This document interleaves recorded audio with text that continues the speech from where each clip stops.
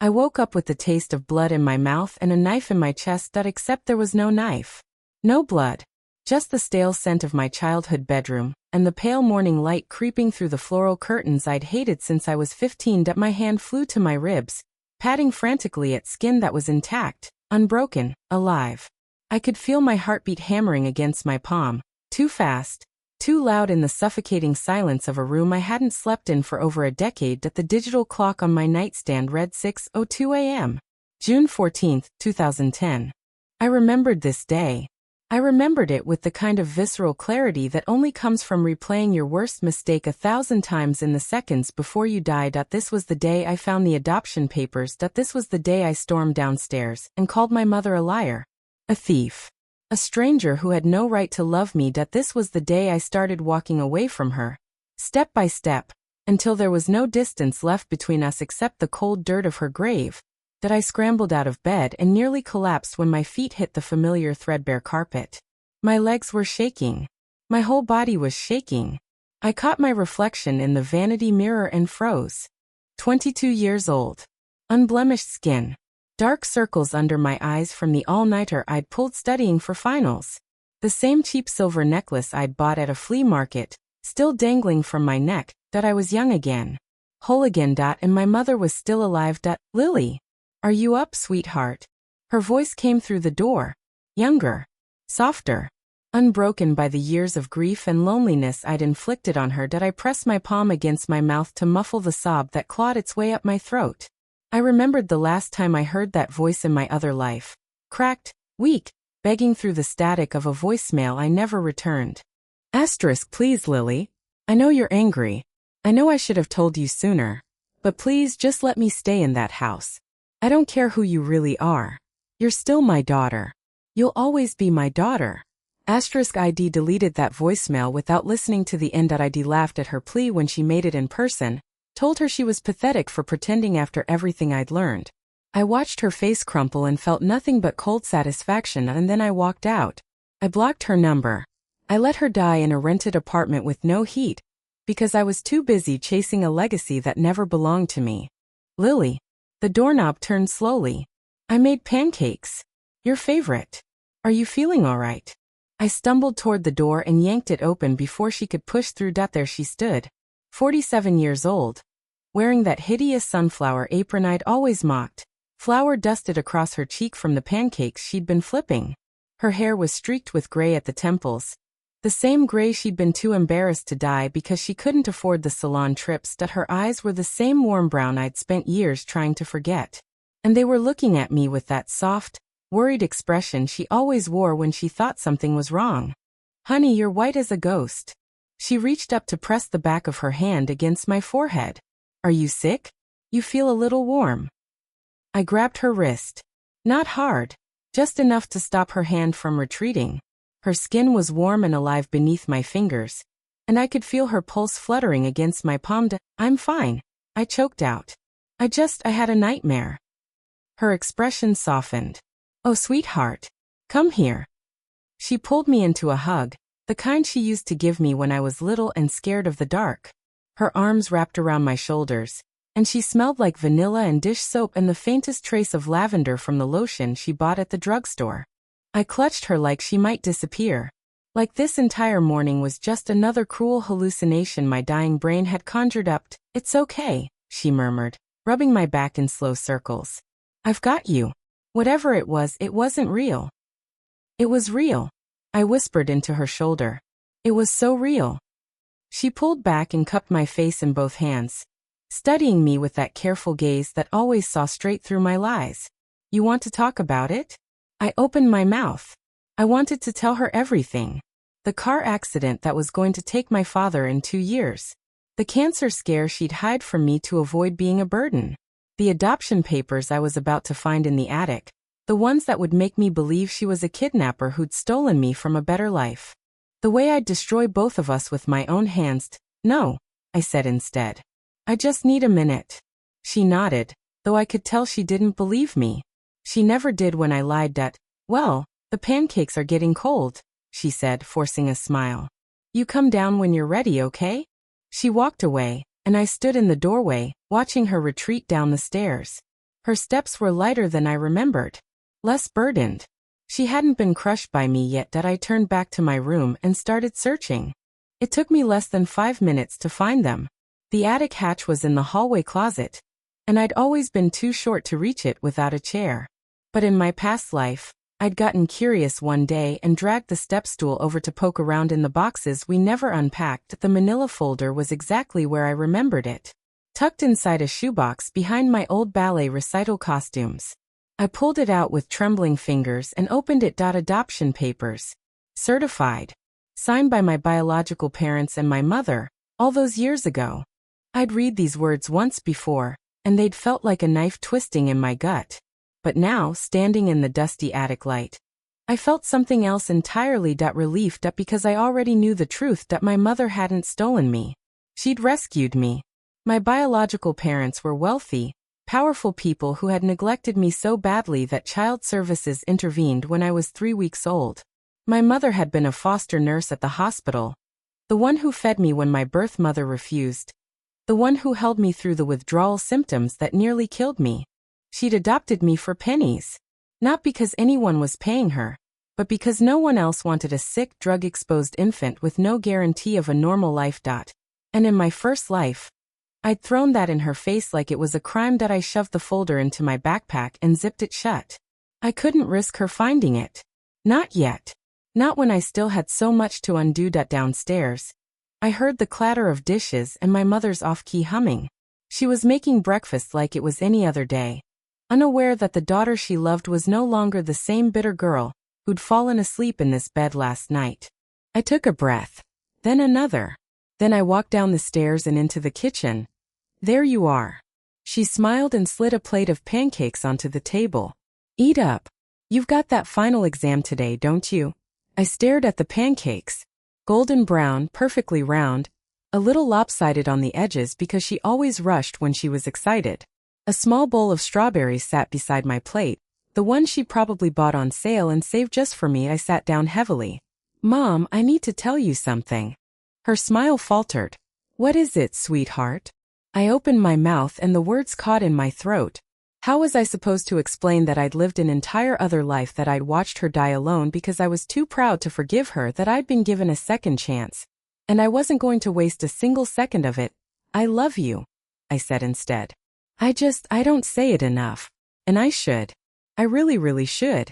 Her eyes widened. Then they glistened with sudden tears. Oh, Lily. I love you too, baby. More than anything. She came around the table and hugged me again, and I let myself sink into the warmth of her arms. I let myself pretend, just for a moment, that the past 10 years hadn't happened, that I hadn't become a monster, that I deserved this second chance. But the universe had other plans. I saw it when I pulled back, the envelope peeking out of her apron pocket. Cream-colored paper, expensive and heavy, the kind that costs more per sheet than my mother's entire weekly grocery budget. What's that? I asked, my voice sharper than I intended. She glanced down, startled, and pulled the envelope out.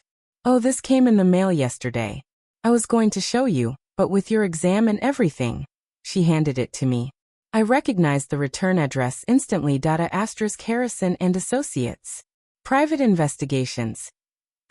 My blood turned to ice. This wasn't supposed to happen. Not for another 3 years. In my first life, I'd found the adoption papers first, demanded answers, and driven my mother to confess everything. The investigators hadn't shown up until much later, after I'd already cut her off. Why were they here now? What does it say? My mother asked, her voice small. Is it bad? I tore the envelope open and scanned the letter inside. Dear Ms. Chun, we have located your birth mother, and would like to facilitate a meeting at your earliest convenience. Please contact us regarding your biological father's inheritance. I read it 3 times, my hands shaking so badly the paper rattled. Lily? My mother was watching me with wide, terrified eyes. What is it? Nothing, I said, crushing the letter in my fist. Just junk mail. A scam probably. She didn't believe me. I could see the doubt flickering in her gaze. The same doubt that would eventually lead her to start asking questions I wasn't ready to answer. But she nodded anyway, because that's what she always did. She trusted me. Even when I lied. And then I heard it. The low purr of an engine outside. A sleek black sedan pulled up across the street, its windows tinted so dark I couldn't see inside. It idled there, waiting. Watching. Mom, I said slowly. I need you to go upstairs. Why? Her voice trembled. Lily, you're scaring me. Just trust me. Please. Go upstairs and don't come down until I call you. She hesitated. For a moment I thought she'd argue. But then she saw the look on my face. The same cold determination I'd worn when I walked out of her life in another timeline. And she nodded. She was halfway up the stairs when the doorbell rang. 3 sharp chimes. Professional. Unrelenting, I walked to the front door and opened it. A man stood on my mother's welcome mat. Tailored suit. Polished shoes. Eyes that were calculating and cold behind wire-rimmed glasses. Miss Chun, he said smoothly. My name is Marcus Webb. I'm representing your biological family. They'd like to meet you. The sooner, the better. I stepped onto the porch and pulled the door shut behind me, blocking his view of the staircase where my mother was listening. I know exactly who you're representing, I said. And I'm not interested. His smile didn't waver. I think you'll change your mind once you hear what's at stake. Your biological father is a very wealthy man. He's prepared to offer you an inheritance that could change your life. My life doesn't need changing. Doesn't it? He glanced at the house behind me. The peeling paint, the cracked porch step, the window with the tape holding the glass together. You live here. Your mother cleans houses for a living, doesn't she? You're a waitress studying for a degree you can barely afford. Is this really the life you want to keep living? I felt my jaw tighten. Is there a point to this, Mr. Webb? He reached into his breast pocket and pulled out a business card. Gold lettering. The same card I'd taken in my first life, the one that had led me straight into a trap. Your biological parents aren't asking for much, he said. Just a conversation. A chance to explain their side of the story. If you decide you're not interested after that, they'll respect your choice. I took the card. I looked at the name on it. The name of the man who would later throw me to the wolves when his company started crumbling. Then I tore it in half. Tell them to stay away from me, I said, my voice dangerously quiet. Tell them if they come near my mother again, I'll expose every single skeleton in their closet. I know about the offshore accounts. I know about the harassment settlements. And I know they don't want a daughter, they want a puppet. His composure cracked. Just a fraction, but I saw it. Miss Chun, I don't think you understand the position you're in. I understand perfectly, I cut him off. Now get off my mother's porch before I call the police. He stared at me for a long moment. Then he nodded curtly, turned, and walked back to the sedan. I watched the car pull away and disappear around the corner. Only then did I let myself exhale. The door creaked open behind me. My mother stood there, her face pale, her hands gripping the doorframe like she might collapse. Lily, she whispered. Who was that? I turned to face her. The woman who had raised me. The woman I'd failed so badly in another life. And for the first time since I woke up, I let myself feel the full weight of what I'd been given. Nobody, I said, pulling her into another hug. Just a mistake. One I'm never going to make again. I thought tearing up that business card was enough. I thought watching the black sedan disappear around the corner meant I'd won. That I'd slammed the door on that whole other life so hard it would never open again. But I forgot something crucial about my biological family, that they don't take no for an answer. 3 days passed. I went to my final exam, came home, and spent every spare minute at my mother's side. I helped her fold laundry. I watched her favorite cooking shows with her. I let her fuss over me and didn't roll my eyes once she was starting to notice the change. I could tell by the way she kept studying me over the dinner table, like she was waiting for the other shoe to drop. You've been different lately, she said on the third night, pushing her broccoli around her plate. Nicer. Not that I'm complaining. It's just what. She looked up at me, her expression caught between hope and fear. I keep feeling like you're about to leave. Like you're saying goodbye to me without saying it. The fork in my hand froze halfway to my mouth. My chest tightened so fast I couldn't breathe. Mom, I'm not going anywhere. Then why do you look at me like I'm already gone? I set down my fork and reached across the table. Her fingers were cold, smaller than mine, the joints a little swollen from years of scrubbing floors on her hands and knees. You want to know the truth, I said. I had a dream. A really, really bad one. And in that dream I treated you terribly. I said things I could never take back. And I lost you. Her eyes glistened. Honey, that was just a nightmare. I'm right here. I know. I squeezed her hand. And I'm never going to let myself forget that. Not ever again. She smiled, that soft, trembling smile that always made my heart ache. You're a good kid, Lily. You always have been. I didn't tell her the nightmare was real. I didn't tell her I'd actually lived it, every brutal moment, from the day I screamed in her face to the night I got the call from the hospital saying she was gone. I couldn't. She'd never look at me the same way again. And I needed her to keep looking at me like I was worthy of redemption. The letter came the next morning. That I found it shoved under the front door. No envelope, just a single sheet of thick cream paper folded into thirds. My name was written on the front in elegant script. I'd recognize that handwriting anywhere. My biological mother's handwriting. That I opened it with shaking hands. Lily, my darling daughter. I know my lawyer's approach was clumsy. I know you're angry. But please understand. I've been searching for you for years. Every birthday, every holiday, I wondered where you were. What you looked like. If you were happy. Your father is ill. He might not have much time left. All he wants is to meet you before it's too late. One dinner. That's all we're asking. No strings. No obligations. If you change your mind, we'll be at the Grand Hotel, room 412, this Friday evening. Always your mother, Eleanor. I read it 3 times. Each time the words blurred a little more. My biological father was ill. In my first life that was a lie. He'd been perfectly healthy when I met him. Strong enough to shake my hand with a grip that made me wince. He'd used that illness excuse to guilt me into meetings, into signing documents, into trusting him when I should have run. But something was different now. The date was wrong. The location was wrong. In my first life, the meeting was at a law firm, not a hotel. Was this a trap, or had my actions changed the timeline that much? I crumpled the letter and shoved it in my pocket. Then I sat on the floor back against the front door and tried to think that if I didn't go, they'd keep pushing. They'd send more letters, more lawyers. They might even show up at my mother's workplace and cause a scene. In my first life, I'd seen how ruthless they could be when they didn't get what they wanted. If I did go, I could control the narrative. I could look them in the eye and tell them to their faces that I wasn't interested. I could shut this down once and for all. But going meant stepping back into that world. The penthouse, the designer clothes, the seductive promises of a life I never had. And I knew myself. Knew the greedy, bitter version of me that still lurked somewhere in my chest. I wanted all of it once. What if I wanted it again? Friday came faster than I expected. I told my mother I was meeting friends for dinner. She believed me, or pretended to believe me, and handed me a $20 bill for the cab fare. Have fun, she said, hugging me goodbye. Don't stay out too late. Mom, I'm 22. 22, 5 or 50, you're still my baby. Be safe. I took the cab to the Grand Hotel.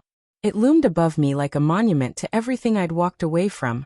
Marble columns, gold fixtures, doormen in matching uniforms who opened the car door before I even reached for the handle. I wore my best dress. It was still cheap. Still faded. I looked out of place among the women in designer heels, and the men in bespoke suits. Good. Let them see exactly who they were dealing with. Room 412 was at the end of a long hallway lined with gilded mirrors. I knocked once, and the door swung open before my hand even lowered. She was smaller than I remembered. My biological mother stood in the doorway, dressed in silk, her dark hair swept into an elegant twist. Her face was carefully made up, but I could see the fine lines around her eyes, the tension in her jaw. She was afraid of me. Lily, she breathed. Oh my God. You look just like. Let's not do this, I said flatly. I'm here to talk. Nothing else. Her face flickered with hurt, but she stepped aside and let me in. The suite was obscenely large. Chandeliers. Fresh flowers on every surface. A bottle of champagne chilling in a bucket. And in the center of it all, sitting in an armchair like a king on a throne, was my biological father. He didn't look ill. He looked like the same predator I'd met in my first life. Sharp suit. Sharper eyes. A smile that didn't reach anywhere near his gaze. Lily. He didn't stand. Didn't offer to shake my hand. just gestured to the chair across from him. Sit. We have a lot to discuss. I stayed standing. I'm not staying long. Suit yourself. He picked up a glass of amber liquid and swirled it lazily. I'm sure you're wondering why we asked you here. I know why. You want an heir. Your lawyers couldn't produce one, and your other children are too messy to put in front of the board. So you dug up the daughter you threw away. My biological mother flinched. He just laughed. Blunt. I like that. You get that from me. I get nothing from you. His smile widened. Then you already know more than I thought. Good. That saves us time. He set down his glass and leaned forward, his elbows on his knees, his expression shifting into something more serious. I'm dying, Lily. For real this time. 6 months, maybe less. And I need someone to take over. Find someone else. There is no one else. Your half-siblings are incompetent. The board won't accept them. But you, he studied me like I was a piece of merchandise. You have my blood. My instincts. You could run the company. You could be a billionaire by 30. Wow. I said slowly. That's almost exactly what I expected you to say. Then you understand why this is important. Oh, I understand perfectly. You don't want a daughter. You want a puppet. Someone to sign papers while you pull the strings from your deathbed. And the second I become inconvenient, the second the board starts listening to me instead of you, you'll throw me under the bus like you did with everyone else. His expression flickered. I don't know what you're talking about. Don't you? I reached into my bag and pulled out the folder I'd prepared. Inside were copies of every document I'd dug up in my first life. The evidence I'd only gathered after I'd already been betrayed. Offshore accounts, tax evasion, harassment settlements, names and dates and dollar amounts that would make his lawyers weep. I know about the embezzlement, I said. I know about the lawsuits. I know you've been hiding assets from the board for years. And I know that if you try to force me into anything, I'll make sure every single detail ends up on the front page of the financial section. He stared at me. For the first time, I saw something other than calculation in his eyes. I saw fear. Where did you get those? He asked quietly. That doesn't matter. What matters is that you're going to leave me and my mother alone. Permanently. You're going to sign a document stating that I'm not your heir. That I want nothing from your estate. And if you ever come near us again, I'll destroy you. He laughed again. This time, there was no amusement in it. You think you can threaten me? I've been doing this longer than you've been alive. I've faced worse than a 22-year-old with a folder. I'm not threatening you. I'm warning you. I leaned forward and held his gaze. You stole my first life. You took everything from me. My mother, my peace, my future. I died because of you. And I'm not letting that happen again. He didn't have an answer for that. Neither did my biological mother, who was standing in the corner with her hands clasped so tightly her knuckles were white. The documents, I said. I'll have my lawyer send them over. You'll sign them within the week, or I go to the press. I turned to leave. Lily, wait. My biological mother's voice was small, desperate. Please. Can I give you something? One thing, that's all I ask. I paused at the door. She walked toward me slowly, her heels clicking against the marble floor. She reached into her pocket and pulled out a photograph. Faded. Cornish bent. A baby girl in a hospital crib. A woman holding her, younger, thinner, wearing a nurse's uniform. My mother. The real one. After they took you away, Eleanor said softly. I couldn't sleep. I couldn't eat. I was so ashamed of how I'd failed you. And then a nurse came to my room and gave me this. She said you were doing well. That you were healthy. That I should move on and let you have a better life. I stared at the photograph. At my mother's younger face, so full of love for a baby that wasn't even hers yet. I never got to thank her, Eleanor continued, her voice cracking. And I know it's too late. I know I don't deserve your forgiveness. But I want you to know, I think about her. Every day. The woman who took my place. I slipped the photograph into my pocket without a word. Then I walked out. I didn't stop walking until I was back on the street, the hotel behind me, the cold night air filling my lungs. Only then did I let myself breathe. The photograph was still warm against my thigh. My mother, the woman who'd raised me, smiling at a baby she'd chosen to love. I didn't know if I could ever forgive my biological parents. I didn't know if I even wanted to try that. But I knew one thing for certain, that they weren't getting a second chance to ruin me. That when I got home, the lights were still on. My mother was waiting on the couch, a mug of tea in her hands, her eyes red-rimmed. "You said friends," she said quietly. "I called your friends. They said they hadn't seen you." My heart sank. "Mom, I can explain. I know about the adoption." The words hit me like a physical blow. I stumbled forward, my hand reaching for the armchair to steady myself. "How?" The lawyer came by. Her voice was flat, hollow. "He showed me the papers. He told me your biological family wants to meet you. He said I was keeping you from a better life." I crossed the room in 3 steps and knelt in front of her. "Mom, look at me, please." She looked at me. Her eyes were broken in a way I'd only seen once before. "The night I told her she wasn't my real mother, I didn't want to tell you," she said. "I thought if I waited long enough, you'd never have to know. You'd just live your life, happy and ordinary, and I'd be your mother. That's all I ever wanted. To be your mother." "You are my mother," I said fiercely. "You are the only mother I've ever known. And I don't care about any inheritance or any biological family. They don't matter. You matter." She shook her head slowly. "They said they could offer you things I never could. Money, connections, a real future, a mom." I grabbed her hands, forcing her to meet my gaze. "Listen to me very carefully. I went to meet them tonight. I walked into that hotel room, I looked them in the eye, and I told them to stay away from us.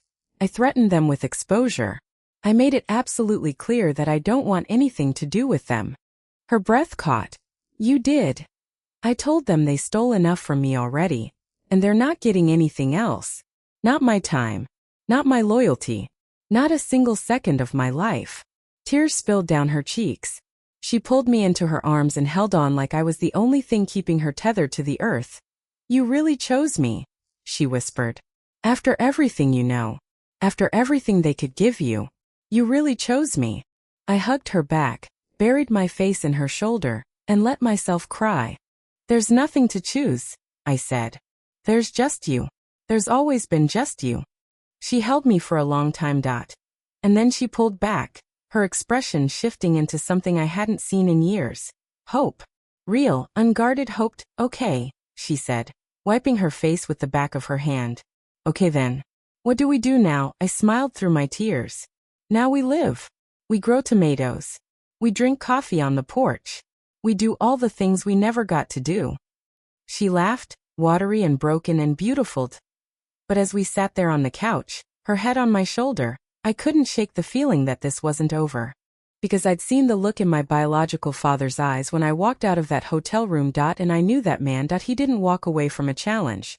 He didn't let anyone threaten him and live to tell the tale. He was just getting started. And somewhere in a penthouse across the city, he was already planning his next move. The phone rang at 6 a.m. I knew it was trouble before I even picked it up. Trouble had a way of announcing itself early, like it wanted to ruin your whole day before you'd even had coffee. Lily-chan, the voice on the other end, was crisp, professional, and completely unfamiliar. "This is Detective Miller from the precinct. I'm calling about your mother." My heart stopped, then started again, pounding so hard I could barely hear the rest of his words. "She was involved in a break-in at her workplace about 2 hours ago. She's fine physically, she's fine. A little shaken up. But we need you to come down and pick her up." I was out of bed before he finished the sentence. "Which precinct?" "I'll be there in 15 minutes. I didn't tell my mother about the call. She was still asleep, her door closed, her soft snoring drifting through the thin walls. I scribbled a note on the kitchen counter. "Quick errand, be back soon," and ran out the door. The precinct was 20 minutes away by bus. I made it in 12. My mother was sitting on a plastic chair in the waiting area, a thin blanket draped over her shoulders. Her hands were wrapped around a styrofoam cup of coffee she wasn't drinking. When she saw me, her face crumpled like paper. "Lily." She stood up, the blanket falling to the floor. "I'm sorry. I didn't mean to worry you. I couldn't call. My phone was in my purse and they took my purse and—" "Mom, slow down." I grabbed her arms, steadying her. "Tell me what happened." She took a shaky breath. I was opening the shop. Like I do every morning 6:30, same routine. I had my keys out. I was reaching for the lock when I heard footsteps behind me. Her voice dropped to a whisper. 2 men. They had masks. They pushed me inside and started looking through the drawers. They didn't take anything from the register. Just my purse and some files from the back office. Files, the client folders. Nothing important really. Just names and addresses and cleaning schedules. I don't know why anyone would want those. I felt a cold knot tighten in my stomach, that I knew exactly why someone would want those. Did they hurt you? I asked, scanning her face for bruises. Did they say anything? She shook her head. One of them held my arms behind my back while the other looked through the office. He kept asking about you. Where you lived. Where you worked. When you were home alone. The cold knot turned into a glacier. And what did you tell them? I told them I didn't know anything. I told them to leave you alone. She grabbed my hands, her fingers icy. Lily, who were those men? What did we do to deserve this? I opened my mouth to tell her. The truth. The whole ugly truth about who my biological family really was, and what they were capable of. But before I could speak, Detective Miller appeared in the doorway. He was a tall man with tired eyes and a badge that looked like it had seen better days. Miss Chun, he motioned me aside. Can I speak with you for a moment? I followed him into a small office cluttered with paperwork. He closed the door and gestured for me to sit. We found this in your mother's purse, he said, sliding a sealed evidence bag across the desk. That inside was a folded piece of paper. Cream-colored. Elegant script that I recognized it immediately. We believe it was planted, Miller continued, studying my face. Whoever broke and wanted your mother to find this. Specifically, the cash in her wallet was untouched. Her phone was left in the purse. But this was placed right on top, like an invitation. I reached for the bag, but he pulled it back. You recognize the handwriting? No, I lied. His eyes narrowed. Miss Chun, I'm going to be straight with you. This isn't the first report we've had about this address. 3 other women in this city have filed complaints about break-ins and threats over the past month. Same pattern. Same type of note. And they all have one thing in common. What's that? He leaned forward. They all have children who were adopted. Children who recently made contact with their biological families. My blood went cold. You know something, don't you? He pressed. This isn't just a random robbery. Someone is targeting your mother specifically. And based on the tone of this letter, they're not going to stop. He finally pushed the evidence bag toward me. I looked at the note through the plastic. The same elegant script I'd seen in the hotel suite. The same handwriting from my biological mother's letter. But this time, the message was different. I can give you everything you never had. Your mother can't. But you already know that, don't you? You know what she stole from you. The real question is, how long are you going to let her get away with it? Below the message was a phone number. The same number from the business card I'd torn in half. You said 3 other cases, I said quietly. What happened to those families? Miller hesitated. One of the mothers moved out of state. Another filed a restraining order. But the third? He rubbed the back of his neck. The third mother was hospitalized after someone broke into her home. The daughter agreed to meet with the biological family, paid off her mother's medical bills. They haven't been in contact since. I closed my eyes. This was the playbook. The same one I'd seen in my first life. Step 1. Intimidate the adoptive parent.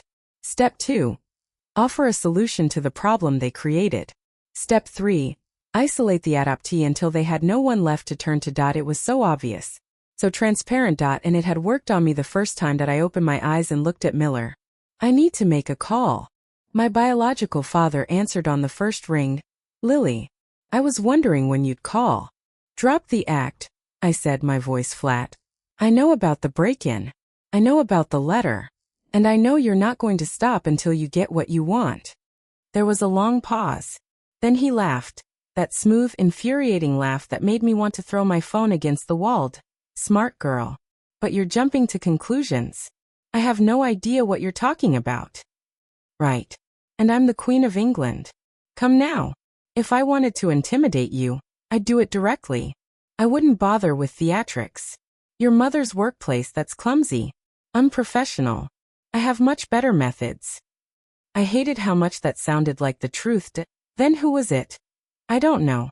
But I can find out. Another pause. For a price, of course. What do you want? One dinner. Just you and me. No lawyers. No ultimatums. Just a conversation between a father and his daughter. You're not my father. Legally, no. But biologically, he chuckled. You're the only person in this world with my blood and my brains. And that makes you dangerous, Lily. To me. To everyone around you. Including that poor woman you call your mother. The implication hung in the air between us that, if anything happens to her, I said slowly, I will make your life a living hell. I have enough evidence to bury you for decades. I know you do. That's why I'm offering to help. Because I don't want anyone else to get hurt either. I wanted to believe him. For one reckless, desperate second, I wanted to believe he actually cared about my mother's safety, but I knew better. I knew the man behind the voice. I knew the trap he was setting. And I also knew I didn't have a better option. Send me the address, I said. I'll be there. Excellent. I'll text you the details. And Lily, wear something nice. This will be the most important dinner of your life. He hung up. I sat in the back of the patrol car with my mother, watching the city lights blur past. She was quiet, her hand resting on mine, her eyes fixed on the window. They've done this before, I said finally. To other families. They scare the adoptive parent, then they offer the adoptee a way out. It's a pattern. She didn't look at me. And you're going to meet with them, aren't you? I hesitated. Mom. It's okay, Lily. I understand. Her voice was soft, resigned. They're your family. Your real family. I knew this day would come eventually. No. I turned her face toward me, forcing her to meet my eyes. I'm not meeting them because I want to. I'm meeting them because I need to end this. For good. Her gaze searched mine. You're not going to leave. Never. Not for them. Not for anyone. She nodded slowly, and I saw a flicker of something in her eyes. Trust. The same unwavering trust she'd always given me. Even when I didn't deserve it, that I promised myself I'd earn it this time. No matter what it cost. Dinner was at an exclusive restaurant on the top floor of a skyscraper. Private room. Floor-to-ceiling windows. A table set for two with more silverware than I'd ever seen in one place. He was already there when I arrived, dressed in a suit that cost more than my mother made in a year. He stood when I entered, gesturing to the empty seat across from him. Lily, thank you for coming. Save the pleasantries. I sat down and folded my hands on the table. You have information for me. Give it to me and I'll leave. Patience. He snapped his fingers, and a waiter appeared with a bottle of red wine. We have all night. I have my mother at home. She's scared. I'd like to go back to her. His smile flickered. Of course. I understand your loyalty. It's admirable, really. But it's also misguided. I waited. You know what I don't understand? He poured himself a glass of wine, not offering me one. You're living in a 2-bedroom house with a woman who cleans toilets for a living. You're working at a cafe, scraping by on tips.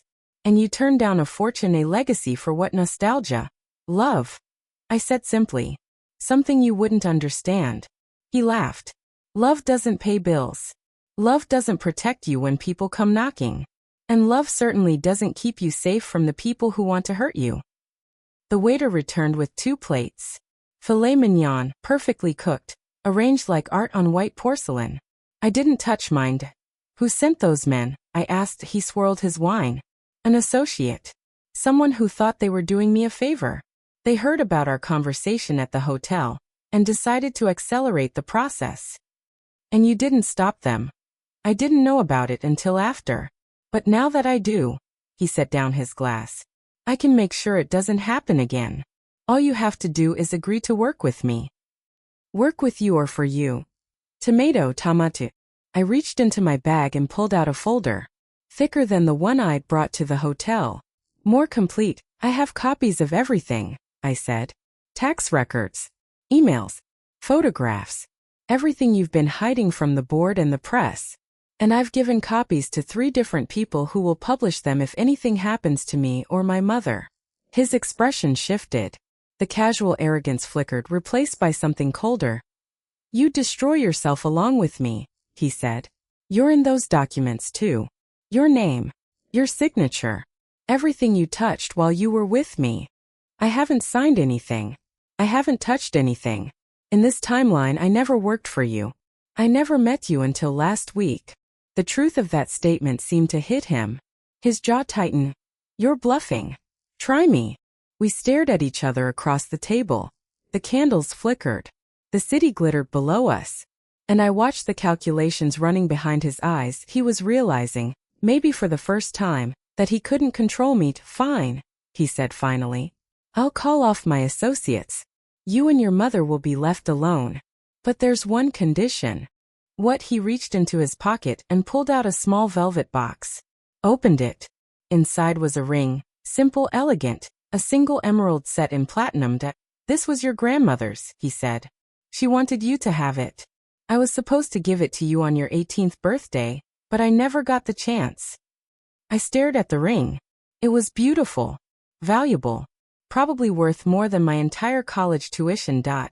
And I knew exactly what it was. A prop. A manipulation. Another way to make me feel indebted to him. "Keep it," I said. "I don't want anything from you. Lily. Keep it, sell it, throw it in the river. I don't care. But I'm not wearing it. I'm not accepting it. And I'm not changing my mind." He closed the box slowly. His expression was unreadable. "All right then," he said. "If that's how you want it." I stood up. "We're done here." "Lily." His voice stopped me at the door. "You're making a mistake. I'm not going to be around forever. And when I'm gone, there will be people who don't care about the agreements you've made. People who will come for you whether I approve or not. Then I'll deal with them the same way I dealt with you." I walked out. The cab ride home was quiet. I checked my phone obsessively, waiting for a call. A text.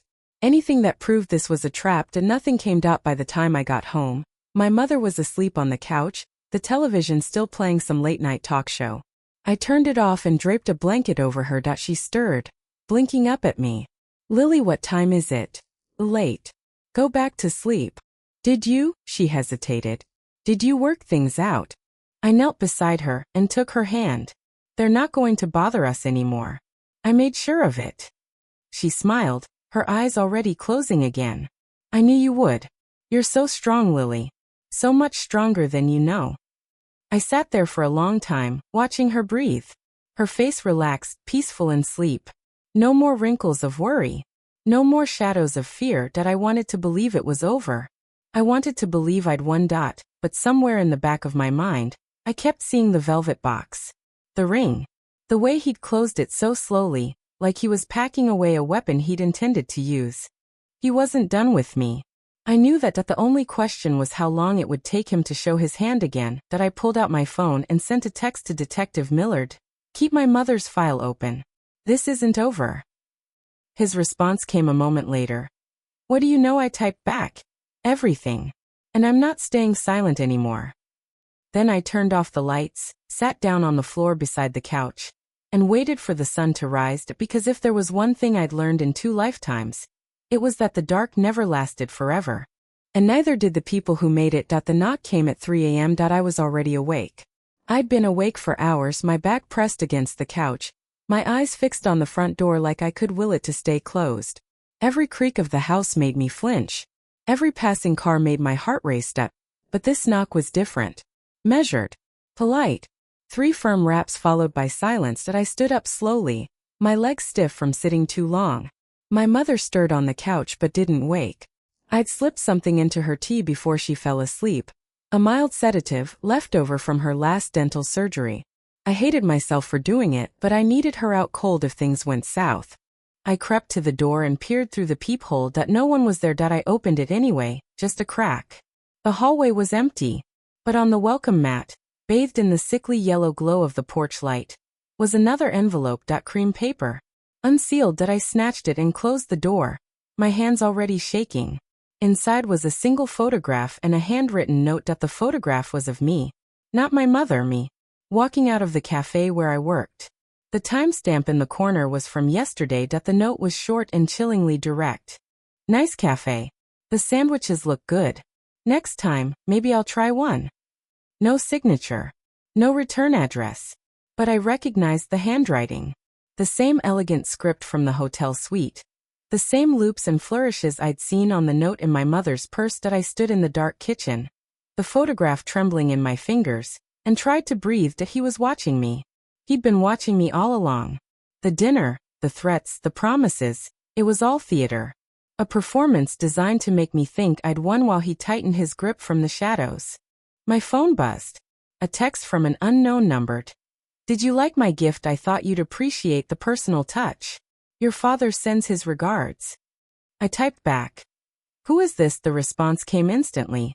Someone who's been watching you a lot longer than you think. And someone who knows the truth about your mother. The whole truth. Want to hear it? I stared at the screen. My thumbs frozen above the keyboard that this was a trap. Every instinct I had screamed it. But the photograph was still in my hand, the proof of his reach, the evidence that no matter how many times I slammed the door, he'd just find another way in. I typed. What truth? 3 dots appeared. Disappeared. Appeared again, not over text. Too easy to track. Tomorrow. Noon. The cafe where you work. I'll find you. The phone went dark. I spent the rest of the night pacing the kitchen floor. My mother's soft breathing the only sound in the house. Every shadow seemed to move. Every flicker of light felt like a warning. By dawn, I'd made a decision. I wasn't going to wait for him to find me. I wasn't going to hide in my mother's house like a scared child. I was going to meet him on my terms. And I was going to find out exactly what game he was playing. The cafe was quiet when I walked in at 11 a.m. An hour early. I needed time to set up. Marco, my boss, was already behind the counter, prepping the espresso machine. He raised an eyebrow when he saw me. Lily, you're not scheduled until 2. I know. I need a favor. He listened as I explained. His face went from confused to concerned to downright alarmed. When I finished, he nodded slowly. I'll stay in the back, he said. If you need me, just yell. Loud. I took my usual spot behind the counter and started prepping. Grinding beans. Steaming milk. Keeping my hands busy so my brain didn't spiral. The door chimed at exactly noon. He was shorter than I expected. Wiry with sharp features and a smile that didn't quite reach his eyes. He wore a tailored jacket and carried a leather briefcase like he was heading to a board meeting. Not a back alley cafe in a working-class neighborhood, Lily Chan. He extended a hand. I'm Peter. I've been looking forward to this. I didn't take his hand. You're the one who sent the photograph. Guilty as charged. He settled onto a stool at the counter, unbuttoning his jacket with practiced ease. Can I get a latte whole milk extra shot? I made him the latte. I took my time, measuring every step, using the routine to steady my nerves. When I slid the cup across the counter, he took a sip and nodded approvingly. Good. Better than most of the places I usually go to. I don't care about your coffee preferences. I want to know who you are and what you want. He set down the cup and folded his hands on the counter. His smile faded, replaced by something more serious. I'm a private investigator. I've been working for your biological father for the past 6 months. My job was to track you down, gather information, and report back. I figured that much. What I don't understand is why you're here, telling me this. Because I got curious. He leaned forward. You're different. Most people in your position, they jump at the chance. Money, power, a real family. But you turned it down. Twice. You threatened your own father and walked away from an inheritance that could have changed your life. I have a family, I said. Her name is Margaret. She's the woman who raised me. I know. He nodded slowly. I know a lot about her. More than you'd think. The way he said it made my skin crawl. What's that supposed to mean? He reached into his briefcase and pulled out a manila folder. Thick. Stuffed with papers. He slid it across the counter toward me. I've been digging into your mother's past. Her history. Her connection to your adoption. And I found something interesting. I opened the folder. Inside were copies of old documents, hospital records, court filings, financial statements. I scanned them quickly, my heart hammering. What am I looking at? Your mother's medical records. From the year she adopted you. He tapped a page near the bottom. Take a close look at that date. I read the date. Then read it again. That it didn't make sense. She was diagnosed with a condition that required surgery, Peter said calmly. Major surgery. The kind that usually puts people out of work for months. But here's the thing, she didn't take time off.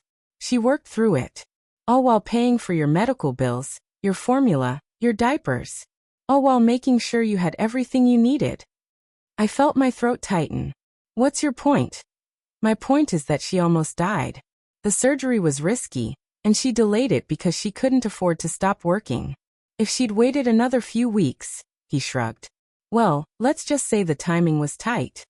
I stared at the papers, at the dates, at the numbers that told a story I never knew existed. She never told me. I whispered, of course not. She didn't want you to feel guilty. She loved you too much to burden you with that. Peter leaned back, his expression unreadable. But here's the part that gets interesting. I started looking into who was funding her treatment. Because surgeries aren't cheap, and a single mother working as a housekeeper doesn't have that kind of money laying around. I looked up sharply. What do you mean? I mean someone paid for it. Someone who didn't leave a trace. No loans.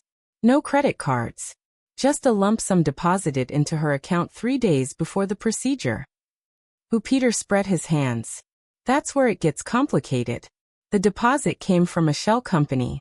And that shell company, he paused, letting the weight of it settle, traces back to your biological father's estate. The room tilted. I grabbed the counter to steady myself. That doesn't make sense. He didn't want me. He abandoned me. That's what he wanted you to believe. But the documents tell a different story. Peter pulled another page from the folder. This is a letter he wrote to your mother. It's undated, but we found it in his personal files. Want to read it? I took the letter with trembling hands. Dear Margaret, I know I have no right to ask anything of you. I know I failed her. But I want you to know that I'm grateful, every single day, that you took her in. You gave her the life I couldn't. And if I can ever repay you, in any way I will. Please take care of yourself. For her sake.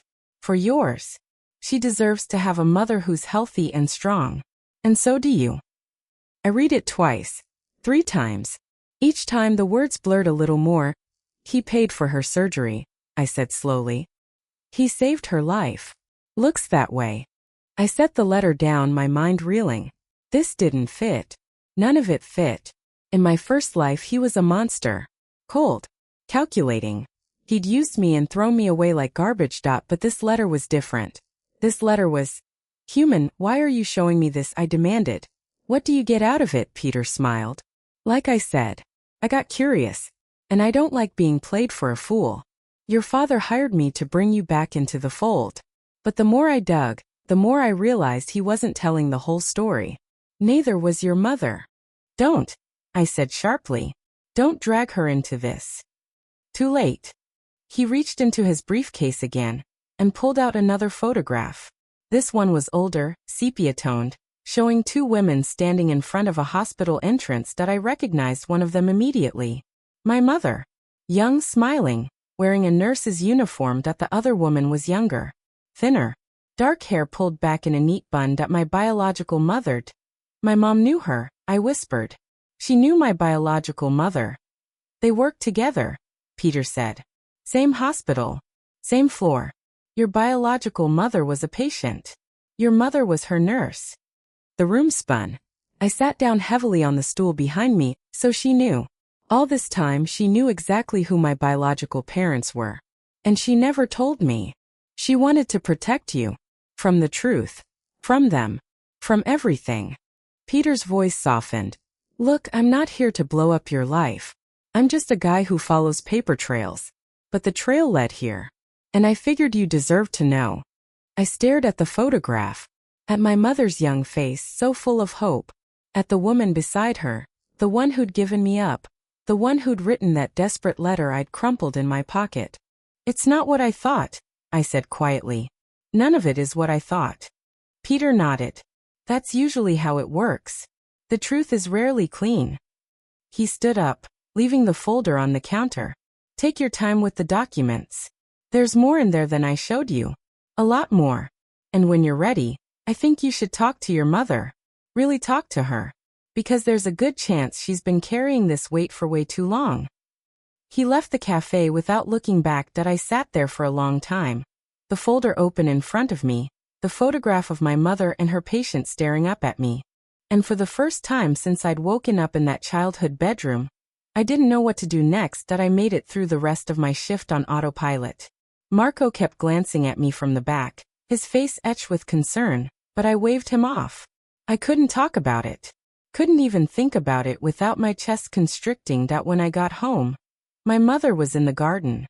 She was on her knees, her hands buried in the soil, planting something small and green that I couldn't identify.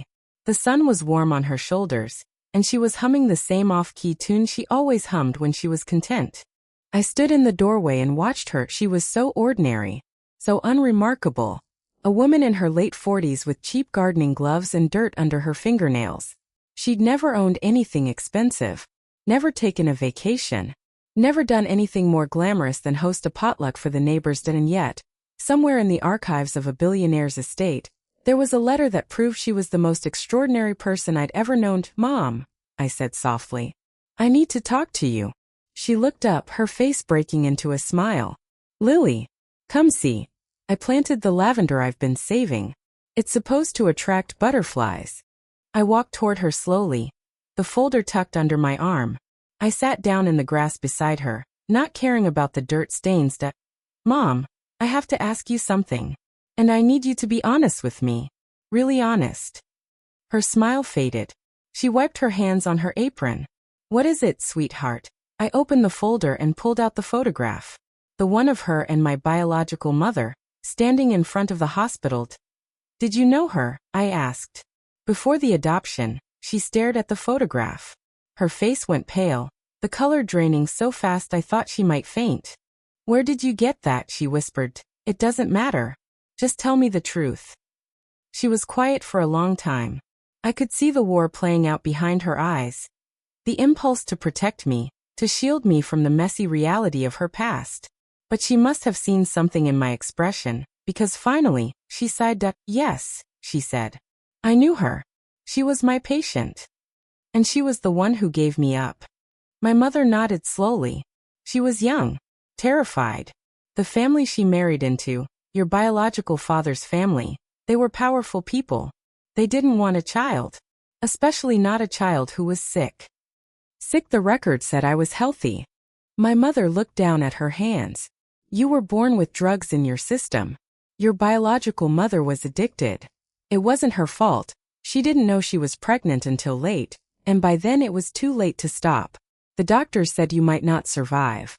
They said even if you did, you'd have disabilities. They told her to put you in care and move on. But she didn't. Oh no. She fought for you.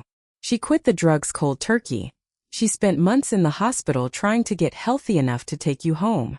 But the family," my mother's jaw tightened. "They made it clear they wouldn't support her if she kept you. They threatened to cut her off. To take everything she had. So she gave me up. She gave you a chance. A chance to be loved. To have a life without their poison." My mother reached out and touched my cheek. And I took that chance. I'm not proud of how it happened. I should have told you sooner. I should have been honest about who you were and where you came from. But I was scared. I was so scared you'd hate me for taking you. I leaned into her hand, my eyes burning. "I could never hate you. You know that, right? You know I love you more than anything." She smiled, but there was sadness in it. "I know. But love doesn't always make the truth easier." We sat there in the garden, the lavender swaying in the breeze, the photograph between us like a bridge across the years. "I want to meet her," I said finally. "My biological mother. Not my father, just her. I need to understand why she did what she did." My mother was silent for a moment. Then she nodded slowly. "I think that's a good idea," she said. "I think she's been waiting a long time to hear you say that." The call was awkward. I dialed the number from Peter's folder, the one that connected directly to Eleanor's private line. She answered on the second ring. "Hello, hi," I said, my voice cracking.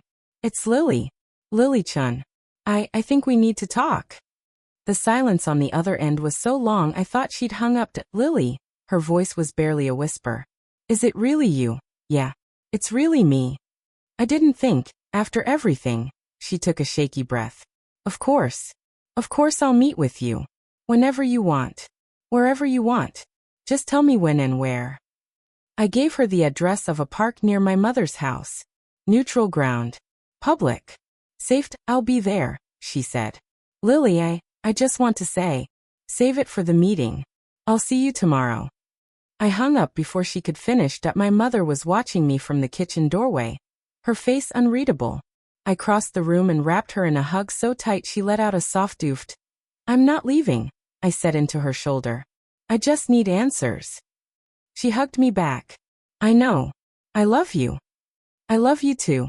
Always. The park was quiet when I arrived. A few parents pushing strollers. A group of teenagers laughing on the swings.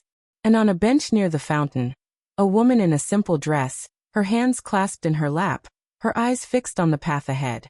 She looked smaller than I remembered. Less imposing.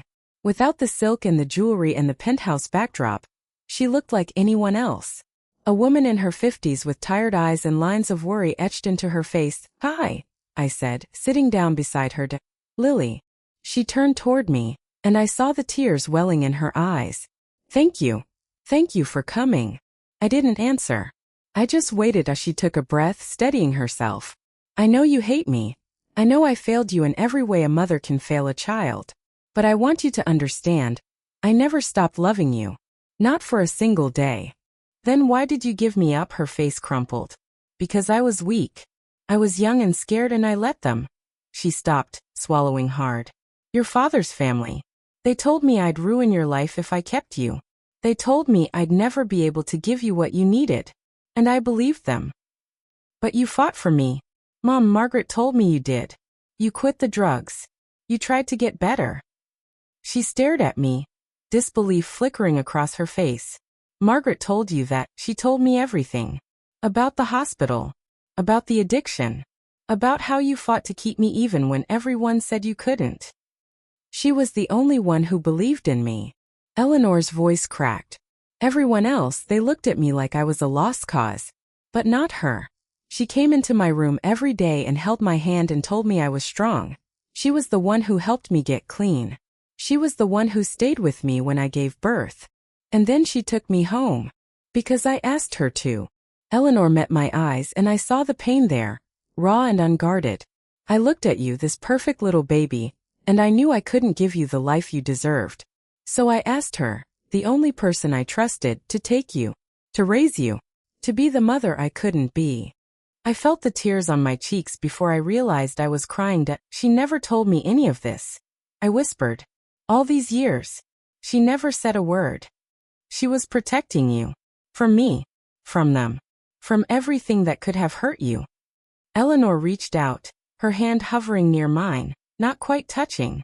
But it was always her choice. She could have said no. She could have let them put you in foster care. But she didn't. She loved you from the moment she saw you. Just like I did. We sat in silence for a long time.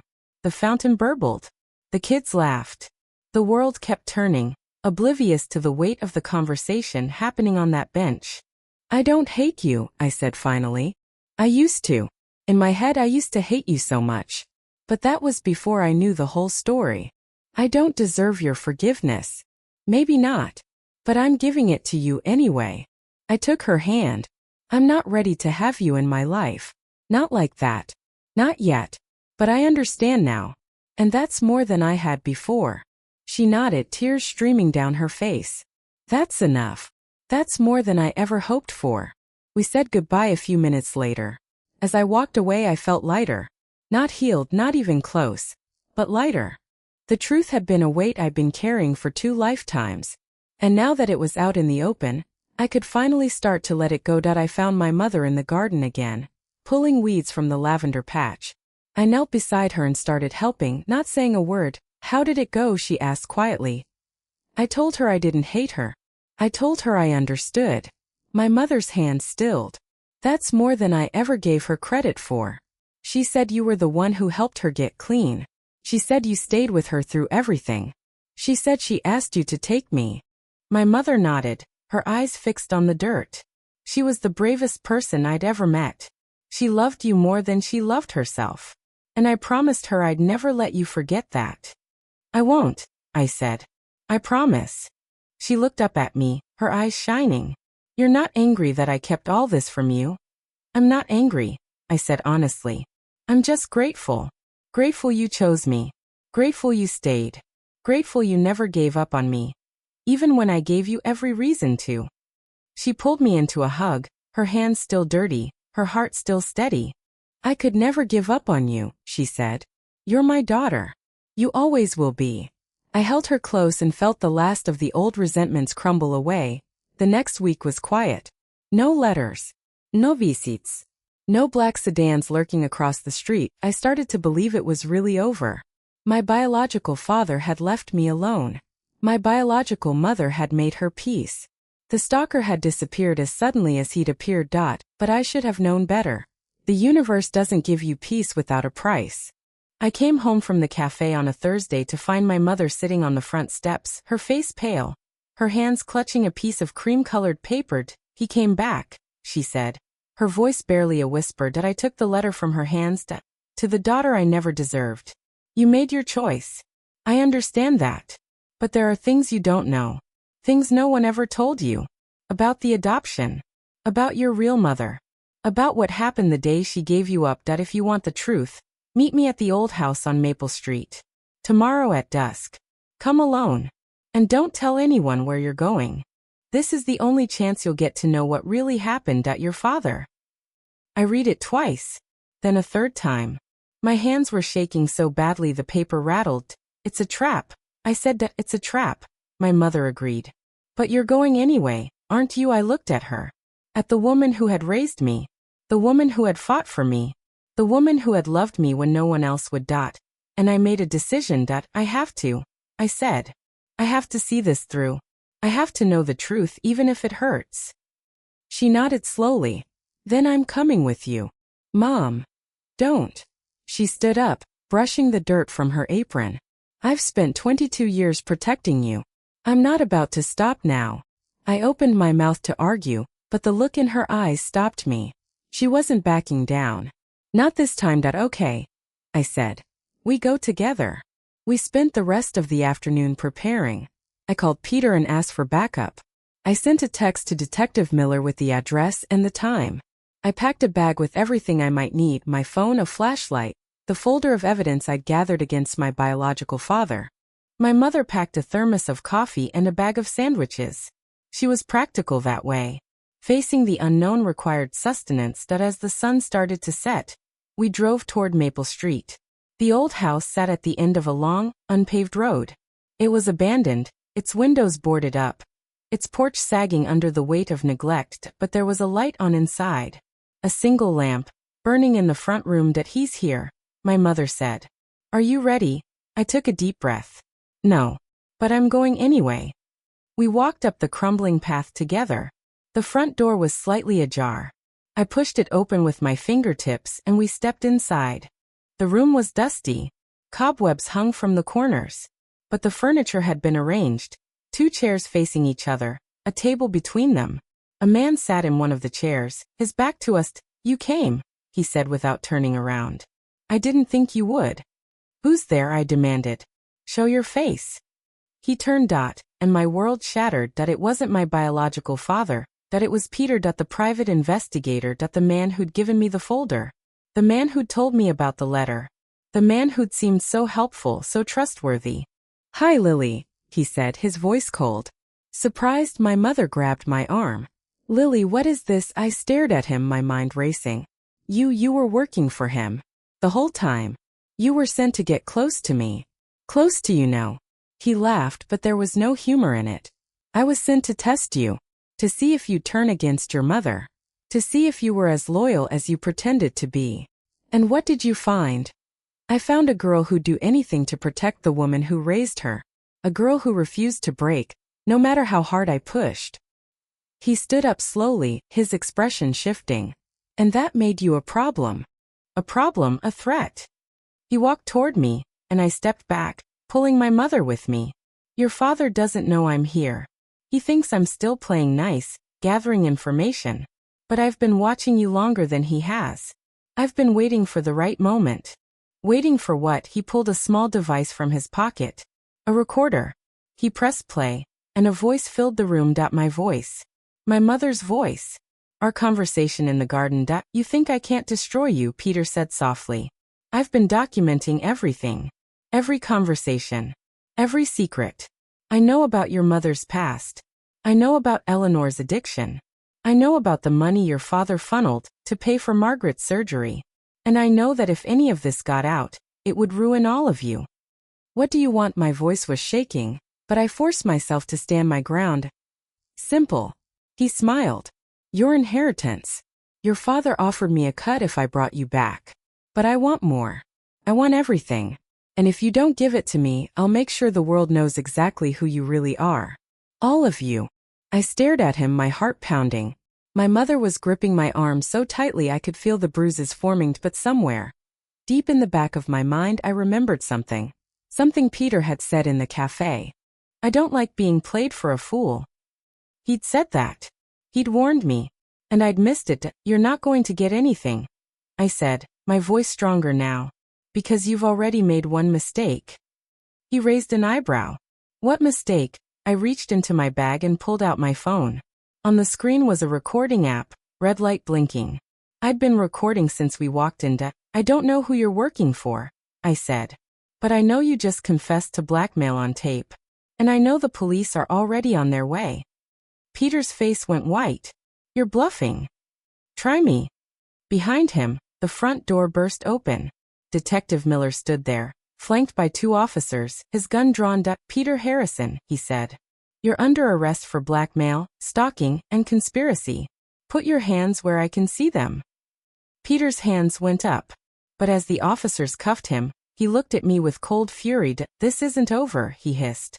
You think you've won? You've just made things worse. For you. For your mother. For everyone you care about. Maybe, I said. But at least I'll be alive to see it. They dragged him away. My mother threw her arms around me, sobbing. Lily, oh my God, Lily. I'm okay, Mom. I'm okay. We stood there in the dusty room, the tape still running on my phone, the weight of everything pressing down on us, and I knew, in that moment, that this wasn't the end. Not really. Peter was just the beginning. The person who'd really been pulling the strings was still out there. The person who'd set everything in motion. My biological father. And he wasn't done with me yet. But I was done running. I pulled out my phone and dialed Eleanor's number. Lily, her voice was groggy, confused. Is everything okay? No, I said. But I need your help. I need to stop him. Once and for all. There was a long pause. Then she said, tell me what to do. And I did. Eleanor arrived at my mother's house at 7 in the morning. ID called her at 2 a.m. My voice still shaking from the confrontation at Maple Street. She'd answered on the first ring, listened without interrupting, and told me she'd be there as soon as she could. Now she stood on the front porch, wearing jeans and a simple blouse, no jewelry, no makeup. She looked like a different person from the silk-clad woman I'd met at the hotel. Softer, more vulnerable. And terrified. Lily, she said, her voice barely above a whisper. I came as fast as I could. I stepped aside and let her in. My mother was in the kitchen, making coffee with hands that trembled every time she reached for a cup. She hadn't slept either. Neither of us had. I'm sorry, Eleanor said, looking at my mother with something like desperation. I'm so sorry for everything. For all of this. I never meant for any of it to touch you. My mother set down the coffee pot and walked toward her. For a moment I thought she might scream. Might throw her out. Might finally let loose all the anger she'd been holding in for 22 years. Instead, she pulled Eleanor into a hug. I know, my mother said quietly. I know you didn't mean for this to happen. But it did. And now we have to fix it. Eleanor crumpled against her, sobbing. My mother held her steady, rubbing her back like she was comforting a child. I watched them and felt something shift in my chest. These 2 women, one who'd given me life, one who'd raised me, standing together against the man who tried to tear us all apart. It felt like the beginning of something. I just didn't know what. We sat around the kitchen table, cups of coffee growing cold in front of us. The sun was rising outside, painting the garden in shades of gold and pink. It should have felt peaceful. Instead, it felt like the calm before a storm. Tell me everything, I said to Eleanor. Everything you know about him. The real him. Not the public image. Not the version he shows the world. She took a shaky breath. Your father? He's not my father. Fine. She nodded slowly. Marcus. Marcus Webb. He's been building his empire for 30 years. But he didn't build it alone. He had partners. Investors. People who trusted him. And he destroyed every single one of them. How? By knowing their secrets. By holding leverage. By making sure they could never walk away without losing everything. She looked down at her hands. He did it to me too. That's why I stayed for so long. He had evidence of my addiction. Medical records. Photographs. He threatened to release them if I ever left him. I felt my jaw tighten. He blackmailed you. Every single day of our marriage. He told me I was worthless. That no one would ever want me. That the only reason I had any value at all was because I belonged to him. She wiped her eyes. I believed him. For years I believed him. But you got out. Because of you. She met my eyes. When they took you away, something broke in me. I realized I'd been so afraid of losing everything that I'd already lost the only thing that mattered. So I left. I walked out with nothing but the clothes on my back and never looked back. My mother reached across the table and took Eleanor's hand. You were brave. Braver than you know. Eleanor squeezed her hand, her eyes shining. I wasn't brave. I was just desperate. And I've been paying for it ever since. I leaned forward. What do you know about Peter Harrison? Eleanor's face went pale. Peter, he was Marcus's right hand. His fixer. He handled the things Marcus couldn't touch directly. She paused, her brow furrowing. But I thought he was loyal. I thought he'd never turn against Marcus. He didn't turn against him. He just wanted a bigger cut. I pulled out my phone and showed her the recording from the night before. He admitted everything. The blackmail. The surveillance. The threats against my mother. Eleanor listened to the recording, her expression shifting from shock to horror to cold fury. He was going to destroy you, she said quietly. All of us. He wasn't just after money. He wanted to burn everything down. Which means Marcus put him up to it. Marcus knew what he was doing. Eleanor shook her head slowly. No. Marcus wouldn't have sanctioned this. It's too messy. Too public. He prefers to work from the shadows, not in the spotlight. She paused, her eyes widening. Peter was acting on his own. Which means Marcus doesn't know what happened last night. I finished the thought for her. And when he finds out, he's going to come for us. The silence that followed was deafening, that we spent the rest of the morning planning, that Eleanor knew more about Marcus's operations than anyone. She'd been married to him for 15 years. She'd seen the files, heard the conversations, witnessed the deals. And she'd been keeping a record of everything. I have documents, she said. Accounts. Emails. Photographs.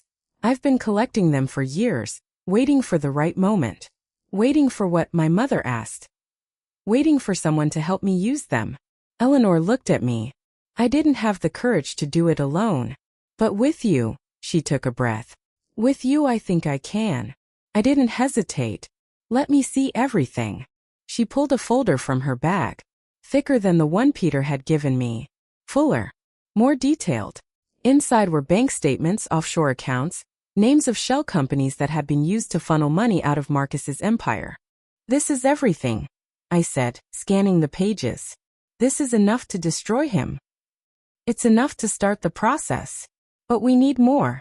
We need witnesses. People who will testify against him in court. Do you know any? Eleanor nodded slowly. There are 3. Former business partners. They've been hiding for years, afraid of what Marcus would do to them. But if we can find them, if we can convince them to speak, then we have a case. We have a war. The weight of her words settled over me like a shroud. I wasn't just trying to protect my mother anymore. I was taking on a man who'd spent decades building a fortress of lies. But I'd died once because of him. I wasn't going to let him kill me twice. That we found the first witness in a small town 3 hours away. That his name was David Chun, no relation, despite the same last name. He'd been Marcus's partner in a real estate venture that had gone spectacularly wrong. Marcus had blamed him for the losses, shredded his reputation, and left him bankrupt. When I tried to fight back, David said, sitting in his cramped kitchen with a cup of tea trembling in his hands. He threatened my family. My wife. My kids. He said they'd have accidents. Terrible accidents that no one could ever trace back to him. I reached across the table and touched his arm. I know. He threatened my mother too. David looked at me, and I saw the fear in his eyes. The same fear I'd felt every time I looked over my shoulder and saw a black sedan idling across the street. You really think we can stop him? He asked quietly. I know we can, I said. But I need your help. He was silent for a long time. Then he nodded slowly. Okay. Tell me what to do. The second witness was a woman named Sandra. She'd been Marcus's accountant for 8 years before she stumbled on evidence of his offshore accounts. She tried to report him anonymously, but he'd found out. He'd had her blacklisted from every accounting firm in the city, destroyed her career, and made sure she'd never work again. I lost everything, she said, her voice hollow. My job. My savings. My reputation. I had to move to a town where no one knew my name just to survive. Marcus isn't going to hurt you anymore, I said. I'll make sure of it. She laughed bitterly. You're just a girl. What can you do against someone like him? I showed her the folder.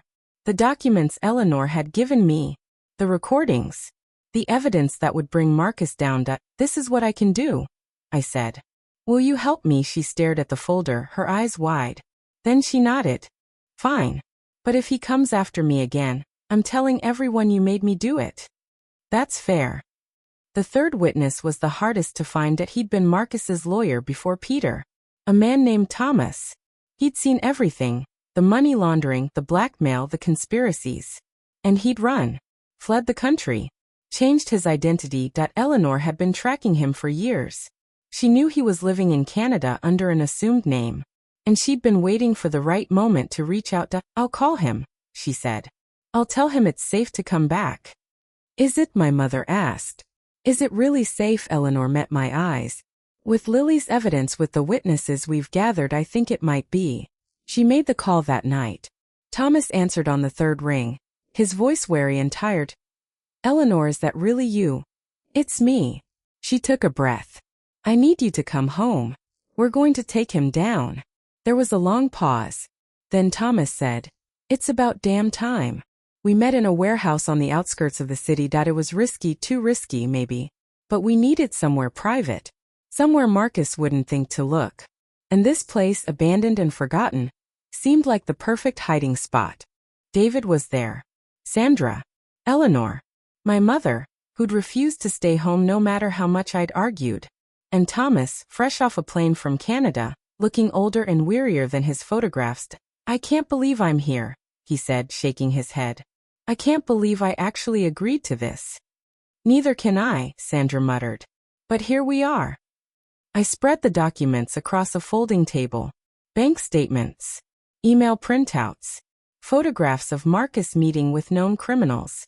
Every piece of evidence I'd gathered over the past weeks. This is what we have, I said. This is what we're going to use to destroy him. Thomas scanned the documents, his eyes widening. You've got enough here to put him away for decades. Not yet. I need testimony. All of you. On the record. In front of a judge. David shifted uncomfortably. He'll come after us. He'll make our lives a living hell. He won't have a life to come after us with, I said. Once this goes public, he'll be ruined. His company will collapse. His reputation will be destroyed. He won't have the power to hurt anyone ever again. Sandra shook her head slowly. You don't know him like we do. He's relentless. He'll find a way to fight back. Then we fight harder. My mother stepped forward and took my hand. I'm with you, Lily. Whatever it takes. Eleanor stood beside me. So am I. One by one, the others stepped forward. We're in. Thomas said that. Me too. David added. Sandra nodded. Okay. Let's do this. I looked at the faces around me. The people who'd been broken by Marcus Webb, the people who'd lost everything because of him. And I felt something I hadn't felt in 2 lifetimes. Hope. The trial was scheduled for 6 weeks later. We had everything we needed. Testimony. Evidence. A lawyer who'd taken our case pro bono because she'd heard rumors about Marcus's crimes and wanted to be the one to expose them. But Marcus wasn't going to go down without a fight. The first attack came a week before the trial. I came home to find my mother sitting on the couch, a letter in her hands. Her face was gray, her eyes emptied. Mom, I said, rushing toward her. What happened? She handed me the letter without a word. I read it once, twice, 3 times. Each time, the words blurred a little more. To Margaret Chen. You think you can destroy me, you think your daughter can save you. I've been watching you both. I know where you live. I know where you work. And I know the names of everyone you love. Drop the case. Or I'll make sure you spend the rest of your life regretting it. There was no signature. There didn't need to be. I crushed the letter in my fist. He's bluffing. He's not, my mother whispered. He's not bluffing. You heard what Peter said. You know what he's capable of. Then we'll go to the police. They won't believe us. They'll say it's just another threat. That it's probably fake. That we can't prove anything. I sank onto the couch beside her. Mom, listen to me. I'm not letting him win. Not this time. We've come too far. We've done too much. She looked at me, her eyes wet. I'm scared, Lily. I'm so scared. I pulled her into my arms. I know. I'm scared too. But I'm not going to let him hurt you. I promise. We stayed like that for a long time, holding each other in the dark. The second attack came 3 days later. I was at the cafe when I got the call. Sandra's voice, shaking and barely audible. Lily. He found me. He found my house. She broke off, gasping. He set it on fire. My whole house. Everything I have. It's all gone. Are you okay? Is anyone hurt? I got out. Just barely.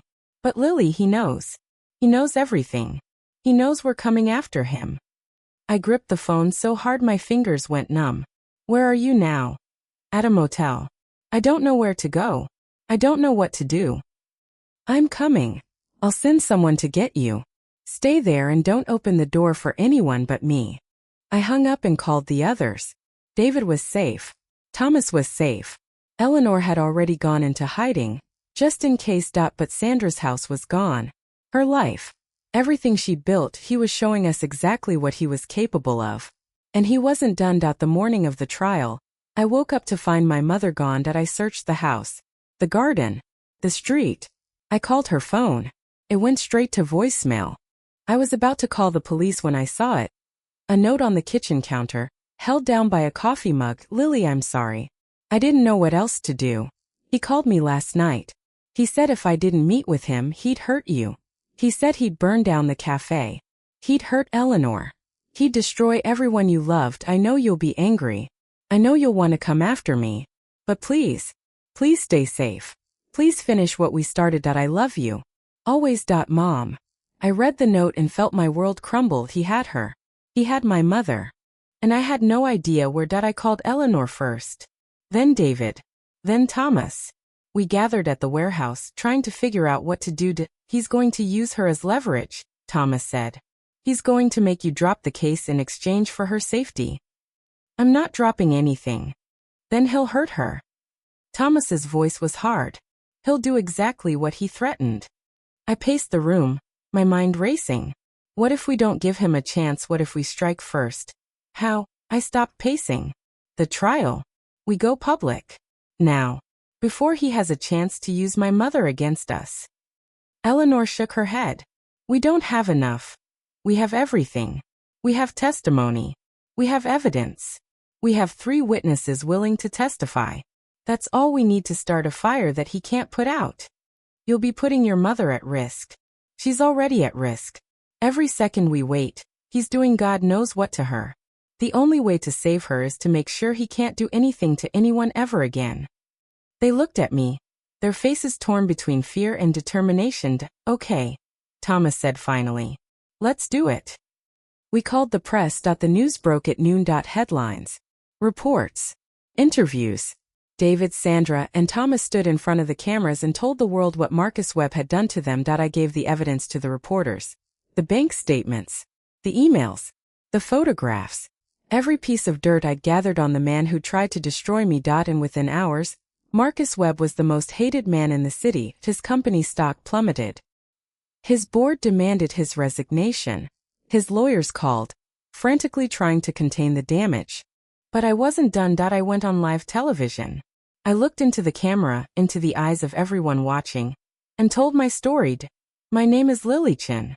I was adopted at birth by a woman named Margaret, the most incredible person I've ever known. A man named Marcus Webb is my biological father. And he's been trying to destroy me and everyone I love ever since he found out I existed. He threatened my mother. He blackmailed people who tried to help me. He burned a woman's house down. And now he's taken my mother. He's holding her hostage because he thinks it'll make me back down. But I'm not backing down. I'm not giving up. And I'm going to find her. I'm going to bring her home. And then I'm going to make sure that Marcus Webb spends the rest of his miserable life in prison. The cameras flashed. The reporters shouted questions. But I was already walking away because I had a mother to find. Eleanor found him. She'd been tracking his movements for days, using the contacts she'd built over years of being married to him. She called me at midnight, her voice frantic. I know where he is. He's at the old estate. The one we used to live in. It's been empty for years, but I know he's been keeping it ready just in case. Are you sure? I'm sure. I saw him on the security cameras. And I saw your mother. She's okay, Lily. She's alive. I didn't wait. I grabbed my keys and ran. The estate was at the edge of the city. A sprawling mansion surrounded by iron gates and overgrown hedges. I drove through the gates without slowing down, crashing through them like they were made of paper. Marcus was waiting for me on the front steps. Lily, he said, his voice calm, almost amused. I was wondering when you'd show up. Where is she? Inside. Safe. For now. He spread his hands. You really think I'd hurt her? She's not worth the trouble. But she was useful. She brought you here. I'm not here to negotiate. I know. You're here to save the day. Just like the hero you think you are.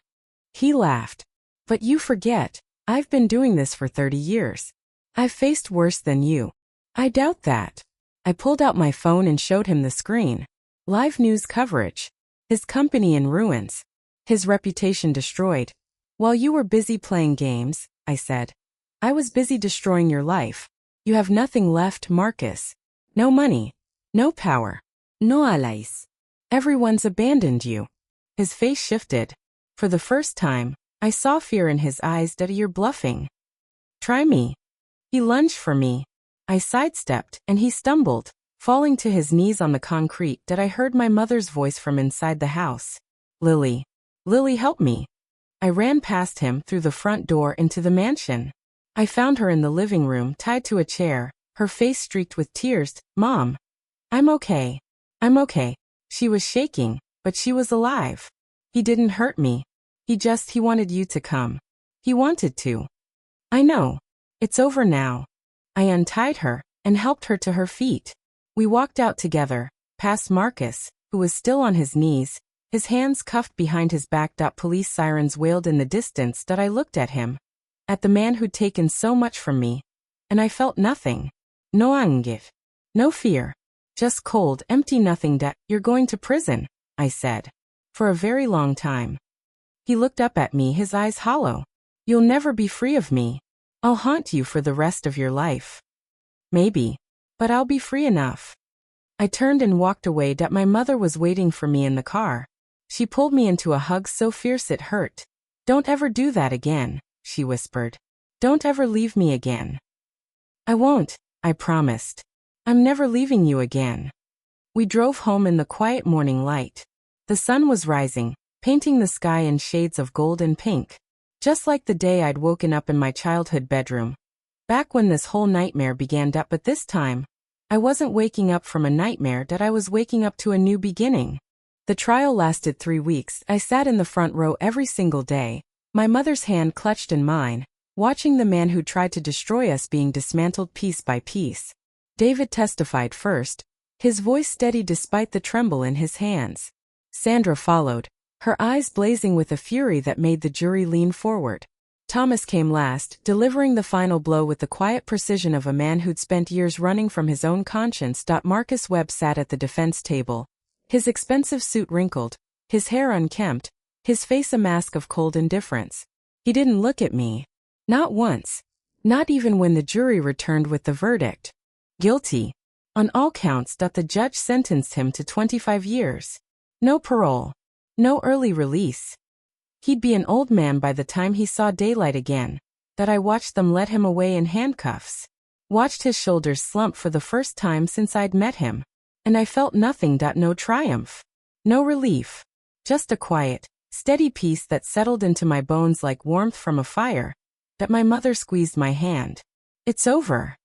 I nodded slowly. Yeah, I think it is. Eleanor was waiting for us outside the courthouse. She'd testified too, against her own husband. Her voice cracking as she described years of abuse and manipulation. The press had called her brave. The jury had called her credible. And I'd called her something else. Family'd, we did it, she said, her eyes wet. We actually did it. Because of you, my mother said. If you hadn't come forward. I came forward because I was tired of being afraid. Eleanor looked at me. And because you showed me it was possible to be something else. I didn't know what to say to that. So I just hugged her. And for the first time, it felt natural. The weeks that followed were strange. I wasn't used to peace. I'd spent so long waiting for the next attack, the next threat, the next shoe to drop, that the quiet felt almost unnerving. I'd catch myself looking over my shoulder in the cafe, scanning the street for black sedans. I'd wake up in the middle of the night, heart pounding, convinced I'd heard footsteps outside my door. But nothing came. No letters. No visites. No threats. Marcus was in prison. Peter was awaiting trial. The rest of his network had scattered like roaches when the light came on. We were safe. I had to learn how to be okay with that. My mother helped. She'd make me tea in the mornings and sit with me on the porch, watching the garden grow. She didn't push. Didn't ask if I was okay. She just sat there, steady and warm, her presence like an anchor in the shifting tide. Mom, I said one afternoon, watching her water the lavender. I've been thinking. About what? About Eleanor. About my biological mother. I think I want to see her. Regularly. Not just for emergencies. My mother set down the watering can and turned to me. Her face was unreadable, but her eyes were soft. That sounds like a good idea. You're not jealous, she laughed, a warm, genuine sound that made my chest ache. Lily, I've had you for 22 years. No one can take that away from me. Not even her. I crossed the garden and hugged her tightly. I love you. You know that, right? I know. She patted my back. Now go call her. I'll make dinner. I called Eleanor that night. She answered on the first ring, like she'd been waiting. Lily, is everything okay? Everything's fine. I wanted to see you. Maybe dinner this weekend. There was a long pause. When she spoke, her voice was thick with emotion. I'd love that. I'd really, really love that. Good. It's a date. We hung up, and I felt something settle in my chest. Something that felt like the beginning of something new. Dinner was at my mother's house. I'd been nervous about bringing them together. They'd met before, obviously, in the hospital, in the dark days of my infancy. But this was different. This was a choice. A deliberate step toward building something that looked like a family. Eleanor arrived with a bottle of wine and a bouquet of flowers. She dressed simply, no silk or jewelry, her hair loose around her shoulders. She looked younger, lighter, like she'd shed a weight she'd been carrying for decades. Thank you for having me, she said, handing the flowers to my mother. I know this isn't easy. My mother took the bouquet and smiled. It's not hard at all. Come in.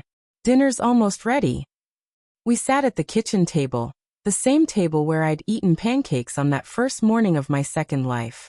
My mother served roast chicken and potatoes.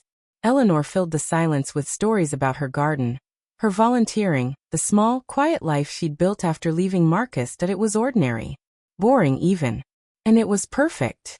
Lily told me about the cafe, Eleanor said, turning to me. She says you're thinking of expanding. I nodded. Yeah. I've been saving up.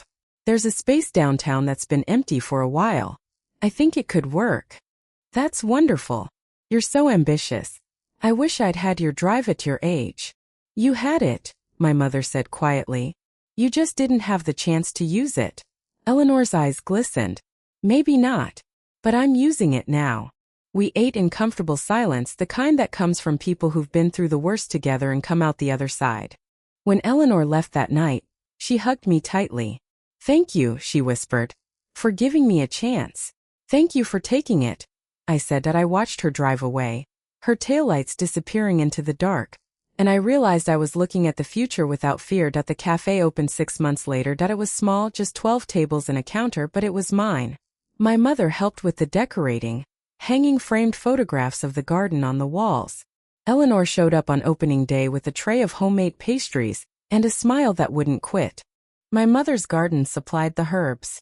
Eleanor's pastries became a staple, and I stood behind the counter, making coffee and watching my life come together in ways I'd never imagined. David came by sometimes, his tea trembling in his hands but his face peaceful. Sandra stopped in every Tuesday, her laugh loud and unapologetic. Thomas sent a card from Canada, where he'd finally settled, promising to visit when the weather was warm. They were all healing, all moving forward. And so was I. The first anniversary of Marcus's conviction came and went without fanfare. I didn't celebrate. I didn't mourn. I just acknowledged it, like a scar that had healed but would always be there. I was closing the cafe one night when I saw her. A woman standing outside, her face pressed against the glass, her eyes fixed on the display case. She was older, maybe late 50s, with gray-streaked hair and a worn coat that had seen better days. I unlocked the door. Can I help you? She looked at me, and her face crumpled. You're Lily Chun, yes. Do I know you? She shook her head slowly. No. But I know you. She took a shaky breath.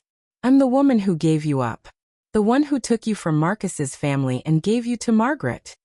The words hit me like a physical blow. Who are you? My name is Susan. I was a social worker. I handled your case. She clasped her hands together, her knuckles white. I've been carrying this for 22 years. I thought if I could just see you, just make sure you were okay. I stepped back, letting her in. Tell me everything. She sat at the counter, her hands wrapped around a cup of coffee I'd poured without thinking. She talked for 2 hours, her voice raw with guilt and regret. Marcus's family paid me off. Thousands of dollars to make sure you were placed somewhere they could control. But they didn't count on Margaret. She saw something in you, something they couldn't see. And she fought for you. Threatened to go to the press, to expose their involvement in the adoption. You never told me any of this. I was scared. If anyone found out I'd taken a bribe, she shook her head. But I've been watching you, seeing what you've built, what you've become, and I couldn't stay silent anymore. I stared at her, my mind reeling.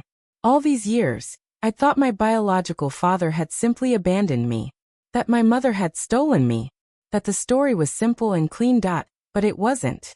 It was messy, complicated, full of people who'd made terrible choices and people who'd made heroic ones. And at the center of it all was my mother, Margaret Chun, the woman who'd taken a bribe to give me a better life. Why are you telling me this now? I asked. Because I need to know if I'm forgiven. I need to know if I can sleep at night. I didn't have an answer for her. Not right away. So I poured her another cup of coffee and let her talk until the sun came up. When I got home that morning, my mother was already awake, making breakfast. She took one look at my face and set down the spatula. What happened? I told her everything. About Susan. About the bribe. About the secrets that had been buried for over 2 decades. When I finished, she was pale. But she didn't look surprised. You knew, I said. You knew about the bribe. I suspected, she said quietly. I never had proof, but I suspected. That's why I fought so hard for you. I knew if I didn't, they'd put you somewhere you'd never be truly loved. Mom, the money didn't matter. She took my hands. I never used it. I returned it to them the day I brought you home. I didn't want anything that came from them. I only wanted you. I stared at her, tears streaming down my face. You're the bravest person I've ever known. She shook her head, her own eyes wet. I'm just a woman who loved a baby. That's all I've ever been. I hugged her so tightly I could feel her heartbeat against my chest. Thank you, I whispered. Thank you for choosing me. Thank you for never giving up on me. She hugged me back. I choose you again. Every single time. A month later, Eleanor called with news. Marcus had a heart attack in prison. He's in the hospital. He's not expected to survive. I didn't know how to feel. Part of me wanted to celebrate. Part of me wanted to mourn. Most of me just felt numb. Do you want to see him? Eleanor asked. Oh, I don't need to. I've already said everything I needed to say. Okay. I'll handle the arrangements. I hung up and sat in the garden. The lavender was blooming, its scent drifting through the evening air. My mother was inside, humming as she prepared dinner. And I felt, for the first time, like I could breathe. Marcus died 3 days later. I didn't attend the funeral. I didn't send flowers. I didn't even think about him, not really. He'd been a shadow in my life for so long. A monster I'd been running from. And now he was just gone. I didn't feel victorious. I didn't feel relieved. I just felt free. The garden grew. The cafe thrived. And slowly, piece by piece, I built a life that was mine. One evening, Eleanor came to dinner. She was quieter than usual, her eyes distant. Are you okay? I asked, just thinking. She pushed her food around her plate. About the future. About what comes next. What do you mean? I've spent so long running from him that I don't know who I am without him. She looked up at me. I don't know what I'm supposed to do now. My mother reached across the table and took her hand. You're supposed to live. That's all. Just live. Eleanor smiled, a tiny, fragile thing. Is it really that simple? It is, I said. It really is. 2 years passed. 3. For the cafe expanded to a second location. My mother's garden won a local award. Eleanor started a support group for survivors of domestic abuse, her face glowing with purpose. And I stopped waking up in the middle of the night. The fear had faded. The anger had cooled. What was left was a quiet, steady gratitude for the life I'd been given. I was sitting in the garden one afternoon, watching my mother tend the lavender, when she turned to me with a smile. You seem happy, she said. I am happy. I leaned back in my chair. I never thought I could be, but I am. It's not about the big things, she said. It's about the small ones. The everyday moments. The flowers. The coffee. The people you love. She was right. I'd spent 2 lifetimes chasing the wrong things. Money, power, revenge. And in the end, none of them mattered. What mattered was sitting in a garden with a woman who'd loved me from the moment she saw me. What mattered was building something real, something lasting, something that couldn't be taken away. I walked over to her and took the watering can from her hands. Let me do that. She smiled, her eyes crinkling at the corners. Okay. We worked together in companionable silence, the sun warm on our shoulders. And I thought about all the moments that had led to this one. The knife. The cold pavement. The dream that had felt so real. And then the waking. The second chance. The choice I'd made to stay. I'd done it. I'd broken the cycle. I'd saved my mother and saved myself. And I'd learned the most important lesson of all. Love wasn't about blood. It wasn't about biology or inheritance or any of the things I once thought mattered. Love was a choice. And I'd chosen right. That night, I sat on the porch with my mother and Eleanor, watching the stars emerge one by one. The garden was quiet. The world was peaceful. Thank you, I said, looking at both of them. For everything. My mother took my hand. You're welcome, sweetheart. Eleanor smiled. You're the one who did the work. We just helped a little. You helped a lot. More than you know. We sat there in comfortable silence, the 3 of us, bound by love and choice and the strange, beautiful accident of fate that had brought us together. And I felt, for the first time in 2 lifetimes, completely and utterly whole. I was home. I was free. And I was never, ever going to let anyone take that away from me. The end was just the beginning.